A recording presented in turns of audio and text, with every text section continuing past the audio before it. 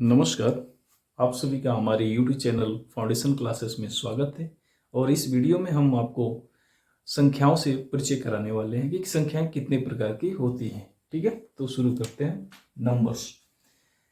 तो पहली संख्या, जब गिनती शुरू करता है कोई बच्चा ना, तो शुरू कहाँ से करता है? एक से शुरू करता है और 100 तक जाता है। यानी ऐसी संख्याएं जो एक से शुरू होती हो और इन्फिनिटी तक चली जाए। ऐसी संख्याएं जो एक से शुरू हो, 2, 3, 4 dot dot dot so on करके कहाँ तक इन्फिनिटी तक जाती हो, ऐसी संख्याओं को हम बोलते हैं प्राकृतिक संख्याएं। प्राकृतिक संख्याएं, नेचुरल नंबर, इसी को बोलते हैं अंग्रेजी में नेचुरल नंबर्स। ठीक है, तो नेचुरल नंबर्स कौन से होते हैं? एक से शुरू होता हो और अनंत तक जाता हो। यानी अगर हमसे कोई पूछे नेचुरल नंबर बताइए, तो हम कोई भी संख्या एक से शुरू होकर इन्फिनिटी तक, यानी 1, 2, 3, 4, 5, 8, 10, 99, 100, ये सब क्या है? प्राकृतिक संख्याएं हैं। प्राकृतिक संख्या एक से शुरू होती है और कहाँ तक जाती है? इन्फिनिटी तक जाती है। ठीक है, एक होती है पूर्ण संख्या।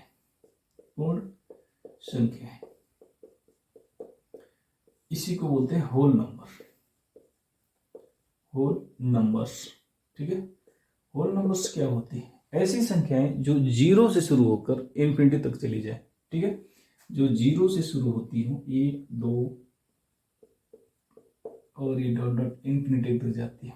तो प्राकृतिक संख्याओं और पूर्ण संख्याओं में केवल एक अंतर ये होता है कि प्राकृतिक संख्याएं एक से शुरू होती हैं और इन्फिनिटी तक आती हैं, और जो पूर्ण संख्याएं होती हैं वो जीरो से शुरू होकर इन्फिनिटी तक पहुंच जाती है। ठीक है, तो दोनों में अंतर एक है कि ये पूर्ण संख्याएं जीरो से शुरू होती है। ठीक है, तो यहाँ पे क्वेश्चन ये बन जाता है कि क्या सभी प्राकृतिक संख्याएं पूर्ण संख्याएं होती हैं? पूर्ण संख्याएं होती है। और दूसरा, सभी पूर्ण संख्याएं प्राकृतिक संख्याएं होती है। प्राकृतिक संख्याएं होती है। सभी प्राकृतिक संख्याएं पूर्ण संख्याएं होती है और सभी पूर्ण संख्याएं प्राकृतिक संख्याएं। दो स्टेटमेंट है, दो कथन है। क्या दोनों बात सही है या दोनों में से कोई एक सही है? अगर सही है तो क्यों सही है? ठीक है, देखिए, अगर हम कहें कि सभी प्राकृतिक संख्याएं पूर्ण संख्याएं होती हैं, प्राकृतिक संख्याएं कौन कौन सी हैं? 1, 2, 3, 4, 5, क्या ये पूर्ण संख्याओं में आती है? तो पूर्ण संख्या जीरो से शुरू होती है और 1, 2, 3, 4। अगर यहां से हम यहां तक देखेंगे तो क्या कहेंगे इसको? प्राकृतिक संख्याएं। तो ये प्राकृतिक संख्याएं किस में आ जा रही है? पूर्ण संख्याओं में। तो ये तो बात सही है। लेकिन अगर इसी स्टेटमेंट को उल्टा लिखें, सभी पूर्ण संख्या प्राकृतिक संख्याएं होती हैं, तो पूर्ण संख्या कौन सी है? जीरो से लेकर इन्फिनिटी। अगर इसको हम यहाँ पे सेट करें तो क्या ये जीरो सेट होता है? नहीं, जीरो सेट नहीं होता है। तो हम कहेंगे कि पूर्ण संख्याएं, सभी पूर्ण संख्याएं प्राकृतिक संख्याएं नहीं होती हैं। एक से शुरू होकर इन्फिनिटी तक जाती है वो सारी होती हैं, लेकिन जीरो जो है ना, पूर्ण संख्या है और जीरो प्राकृतिक संख्या नहीं है। ठीक है, यही समझा। तो दोनों में अंतर क्या है? प्राकृतिक संख्या एक से शुरू होती है, पूर्ण संख्या जीरो से शुरू होती है। ठीक है, अब बात कर लेते हैं इंटीजर्स की। इसको बोलते हैं पूर्णांक। तो अभी तक हमने बात किया कि प्राकृतिक संख्याओं और पूर्ण संख्याएं। प्राकृतिक संख्याएं जो एक से शुरू होकर इन्फिनिटी तक जाती थी और पूर्ण संख्याएं जो जीरो से शुरू होकर इन्फिनिटी तक जाती हैं, पूर्ण संख्याएं कहलाती हैं। इसमें हमने कभी अभी तक निगेटिव संख्याओं को नहीं देखा था, नकारात्मक संख्याओं को नहीं देखा था। पूर्णांक में क्या होता है कि पूर्ण संख्याएं तो होती ही होती हैं, ठीक है, और ये इन्फिनिटी। लेकिन इसके पहले जो निगेटिव है ना, इसमें निगेटिव संख्याएं भी आ जाती है, माइनस, और करते हुए ये इन्फिनिटी तक पहुंच जाती है, माइनस इन्फिनिटी तक। ठीक है, तो पूर्णांक में सारी संख्याएं हो जाती है, धनात्मक संख्याएं भी और ऋणात्मक संख्याएं भी। तो हम जीरो से लेकर और इन्फिनिटी तक संख्याओं को क्या बोलते हैं? धनात्मक पूर्णांक। और -1 से लेकर माइनस इन्फिनिटी तक क्या बोलते हैं? ऋणात्मक पूर्णांक। ठीक है। एक अगली संख्या आती है, उसको बोलते हैं सम संख्या। सम संख्याएं, सम संख्याएं, इसी को बोलते हैं even numbers. Even numbers, even numbers क्या होती है? ऐसे पूर्ण संख्याएं जिनको 2 से भाग देने पर पूर्णतः विभाजित हो जाती हैं। ऐसी पूर्ण संख्याएं, पूर्ण संख्याएं जिन्हें 2 से भाग देने पर, 2 से भाग देने पर पूर्णतः विभाजित हो जाती है। पूर्णतः विभाजित हो जाती हैं, विभाजित हो जाती है, हो जाती है। तो ऐसी कौन सी पूर्ण संख्या है जो 2 से कट रही है? तो यहां से देखेंगे 0, 1, 2 से कौन पहली संख्या कटेगी? 2 कटेगी, फिर 2 से कौन 4 कटेगा, फिर 6 कटेगा, फिर 8 कटेगा, फिर 10 कटेगा, 12 कटेगा, ऐसे करके बहुत सारी संख्याएं मिलने वाली हैं। तो ऐसी संख्याएं जो, ऐसी पूर्ण संख्याएं जो 2 से भाग देने पर पूर्णतः विभाजित हो जाती हैं, उन संख्याओं को बोलते हैं हम सम संख्या। तो क्या यही तरीका है सम संख्याओं को पता करने का? सम संख्याओं को पता करने का एक और तरीका है कि ऐसी संख्याएं जिनका इकाई का अंक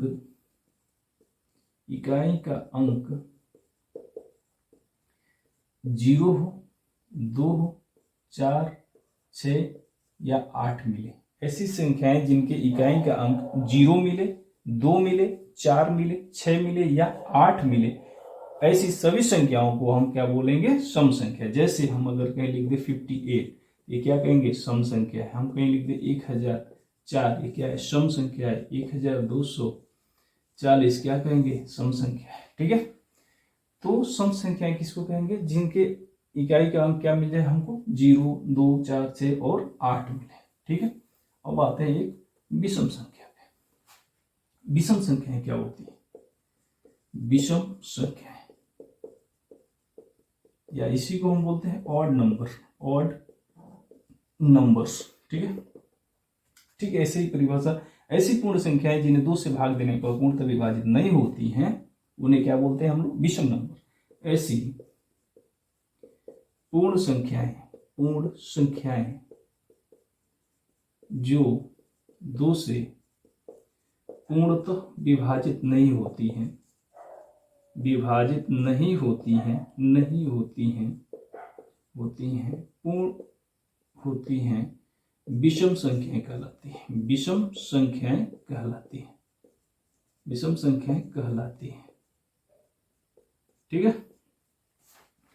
तो ऐसी कौन कौन सी संख्याएं हैं जो 2 से विभाजित नहीं हो रही है? तो यहाँ पे 0, 1 2 से नहीं कटता है, फिर 3 नहीं कटता है, फिर 5 नहीं कटता है, 7 नहीं कटता है, 9 नहीं कटता है, 11 नहीं कटता है, 13 नहीं कटता है। ऐसी बहुत सारी संख्याएं जो 2 से नहीं कटती है। जो 2 से नहीं कटती है उसी संख्या को हम लोग क्या बोल देते हैं? विषम संख्या बोल देते हैं।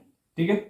तो विषम संख्याओं में हम देखेंगे कि एक तरीका और होता है पता करने का, कि अगर इकाई का अंक, किसी भी संख्या के इकाई का अंक क्या क्या मिल जाए हमको? 1 मिले, 3 मिले, 5 मिले, 7 मिले और 9 मिले। अगर किसी भी संख्या के इकाई का अंक हमको 1, 3, 5, 7 और 9 मिलता है, ऐसी संख्याओं को हम बोलते हैं विषम संख्या। जैसे 59 क्या है? विषम संख्या है। जैसे 67 क्या है? विषम संख्या है। ये 65 क्या है? विषम संख्या है। ये 59 और 67, अभी हम इस पे बात भी करेंगे, ये और भी कौन सी संख्याएं होती हैं। ठीक है। जैसे अगर हम कहें 15 क्या है? विषम संख्या है। ठीक है। अब आते हैं अगली एक संख्या पे। अच्छा, यहाँ पे क्वेश्चन हम पूछना चाहेंगे कि चलिए बताइए सबसे छोटी सम संख्या कौन सी है? सबसे छोटी सम संख्या, तो सबसे छोटी सम संख्या कौन सी है? 2। सबसे छोटी विषम संख्या कौन सी है? तो वो है 1। ठीक है। फिर आते हैं, एक संख्या होती है अभाज्य संख्या है। अभाज्य संख्या है। अभाज्य संख्या कौन सी होती है? अभाज्य संख्या है प्राइम नंबर। अभाज्य संख्या है, अभाज्य संख्या है, इसको बोलते हैं हम लोग प्राइम नंबर्स। ठीक है। तो ऐसी संख्याएं जो या तो एक से कटे या अपने आप से कटे, ठीक है, ऐसी संख्याएं जो या तो एक से या अपने आप से कटे, अपने आप से कटे, तो अपने आप से कटे ऐसी संख्याओं को हम लोग क्या कहेंगे, प्राइम नंबर। यानी प्राइम नंबर के हमेशा दो फैक्टर मिलते हैं, एक तो स्वयं वो संख्या होती है और दूसरी एक मिलता है, ठीक है। तो हमेशा इसके दो फैक्टर मिलते हैं, एक पहला एक मिलता है और एक स्वयं वो संख्या होती है। तो प्राइम नंबर की यही परिभाषा होती है कि प्राइम नंबर के दो गुणनखंड मिलते हैं, एक अपने आप यानी वो स्वयं वो संख्या होती है और दूसरी एक मिलता है। जैसे अगर हम कहें दो क्या है, तो दो एक प्राइम नंबर है, ये सबसे छोटा प्राइम नंबर दो है। क्यों? क्योंकि ये एक से भी कटता है और दो से भी, अपने आप से भी कटता है। तीन क्या है, एक प्राइम नंबर, एक से कटता है, तीन से भी कटता है। पांच क्या है, एक प्राइम नंबर, एक से भी कटता है और पांच से भी कटता है, इसके अलावा किसी से भी नहीं कटता है। अगर हम कहें नौ क्या है, तो ये एक से कटता है, तीन से भी कटता है, फिर नौ से भी कटता है। तो इसके तीन फैक्टर हो गए, हमें कितने चाहिए, दो ही चाहिए, एक और एक वो स्वयं वो संख्या, ठीक है। तो प्राइम नंबर की यही परिभाषा है। तो हम पूछना चाहेंगे सबसे छोटा प्राइम नंबर कौन सा है, तो सबसे छोटा प्राइम नंबर है दो। सबसे छोटा प्राइम नंबर क्या है, दो। उसके बाद दो, तीन, पाँच, सात, उसके बाद आ जाएगा 11, फिर आ जाएगा 13, फिर 17। इस टाइप की बहुत सारी संख्याएं होती हैं जो प्राइम नंबर होती है, ठीक है। हम एक और सवाल पूछें कि ऐसी कौन सी सम संख्याएं है जो अभाज्य संख्या भी, ऐसी कौन सी संख्या है जो सम संख्या भी है और अभाज्य संख्या भी है और सबसे छोटी संख्या भी है, अभाज्य, सबसे छोटी अभाज्य संख्या भी है, तो वो संख्या है दो। दो एक ऐसी सम संख्या भी है, अभाज्य संख्या भी है, ये सम संख्या भी है, अभाज्य संख्या भी है और सबसे छोटी अभाज्य संख्या, सबसे छोटी अभाज्य संख्या है, ठीक है। ऐसे ही अब बात कर लेते हैं एक भाज्य संख्या की। भाज्य संख्या, भाज्य संख्या, अच्छा यहां पे हमने पूछा कि सबसे छोटी अभाज्य संख्या क्या है, दो है। सबसे छोटी सम अभाज्य संख्या कौन सी है, दो है। सबसे छोटी अभाज्य संख्या कौन सी है, दो ही है। अच्छा हम पूछ ले सबसे छोटी विषम अभाज्य संख्या कौन सी है, सबसे छोटी विषम अभाज्य संख्या कौन सी है, सबसे छोटी विषम अभाज्य संख्या कौन सी है, तो कौन सी है, तो वो आ जाएगा 3, ठीक है। अब आ जाते हैं भाज्य संख्या पे। देखिए भाज्य संख्या कौन सी संख्या होती है, ऐसी संख्याएं, ऐसी संख्याएं जिनका दो से अधिक गुणनखंड हो, ठीक है। ऐसी संख्याएं जिनका दो से अधिक गुणनखंड हो, ऐसी संख्याओं को हम बोलते हैं भाज्य संख्या। जैसे अगर हम कहें चार, चार के कितने गुणनखंड मिलेंगे, तो पहला तो एक से कटेगा, फिर दो से कटेगा, फिर कितने, चार से कट जाएगा, तो इसके कितने फैक्टर हो गए, तीन फैक्टर मिल गए, इसको कहेंगे भाज्य संख्या। जैसे 9, अभी हम लोग देखे थे 1, 3, फिर 9। जैसे 6 को देखेंगे तो 1, 2, 3, फिर 6। तो ये दो से अधिक अगर फैक्टर मिल रहे हैं ना, तो हम उसको बोलते हैं भाज्य संख्या। तो बताइए यहाँ पे सबसे छोटी भाज्य संख्या कौन सी है, सबसे छोटी भाज्य संख्या कौन सी है, तो हम देखेंगे सबसे छोटी भाज्य संख्या कौन सी है, 4, 6, 9, ऐसे करके बढ़ते चले जाएंगे, बहुत सारी संख्याएं। तो सबसे छोटी भाज्य संख्या कौन सी है, 4 है।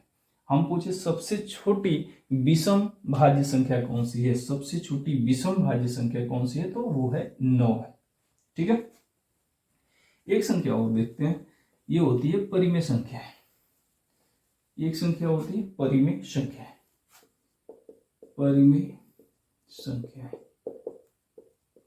परिमेय संख्या, इसको बोलते हैं हम लोग रेशनल नंबर, रेशनल नंबर। ऐसी संख्याएं जिनको हम p/q के रूप में लिख लें, उसको हम लोग बोलते हैं परिमेय संख्याएं। p/q के रूप में जो संख्याएं लिखी जा सकती है उसको बोलते हैं परिमेय संख्या। लेकिन कंडीशन में होता है q कभी 0 के बराबर नहीं होना चाहिए, ठीक है, q कभी 0 के बराबर नहीं होना चाहिए। अब हम बताना चाहेंगे कि ये कंडीशन क्यों होता है। जैसे अगर हमने लिखा 2/5, तो ये क्या है, एक प्राइम नंबर है। अगर हमने लिख दिया 2/0, ये भी प्राइम नंबर है नहीं। क्यों? क्योंकि कंडीशन है 0 के बराबर नहीं होना चाहिए। अब 0 के बराबर क्यों नहीं होना चाहिए? अगर 0 आ जाता है तो हम इसको बोल देते हैं नॉट डिफाइन, ठीक है। अब नॉट डिफाइन क्यों हो जाता है? क्योंकि हम 0 से जब भाग देंगे 2 में तो बहुत कुछ भी हो सकता है, मान 0 भी हो सकता है, 2 भी हो सकता है, 4 भी, 8, कुछ भी हो सकता है। तो इसलिए हम लोग 0 को नीचे जब आ जाता है तो हम उसको नॉट डिफाइन कर देते हैं, ठीक है। तो इतनी सारी संख्याएं हमने पढ़ लिया। एक होती है संख्याएं कोप्राइम, या इसको हम लोग बोलते हैं स्व अभाज्य संख्याएं। स्वभाज्य संख्याएं कौन सी होती है? स्वभाज्य संख्याएं ऐसी दो संख्याएं जिनके बीच में एक के अलावा कुछ भी कॉमन न हो। ऐसी दो संख्याएं जिनके बीच में एक के अलावा कुछ भी कॉमन न हो। जैसे हम लिख दें 10 और 13, ये क्या है? स्वअभाज्य है, ठीक है। जैसे हम लिख दें 12 और 17, ये क्या है? स्वअभाज्य है। इसमें क्या कॉमन है? तो एक कॉमन है, एक से दोनों संख्याएं कटेंगी, ठीक है। एक साथ में दोनों संख्याएं एक से ही कटेंगी, इसके अलावा ऐसा कोई अंक नहीं है जो दोनों को एक साथ काटे, ठीक है। इसका मतलब, कहने का मतलब यह है कि को प्राइम नंबर ऐसी दो संख्याएं होती है जिनका HCF एक आता है, ठीक है। जिनका HCF महत्तम समापवर्तक क्या आता हो? एक आता हो दो संख्याओं का, ऐसी संख्याओं को हम बोलते हैं स्वअभाज्य संख्याएं। तो स्वअभाज्य संख्याएं में कोई जरूर नहीं है कि वो दोनों संख्याएं अभाज्य हो सकता है कि एक भाज्य संख्या हो, एक अभाज्य संख्या हो, ठीक है। तो ये कुछ संख्याओं के बारे में विशेष जानकारी थी, और धन्यवाद।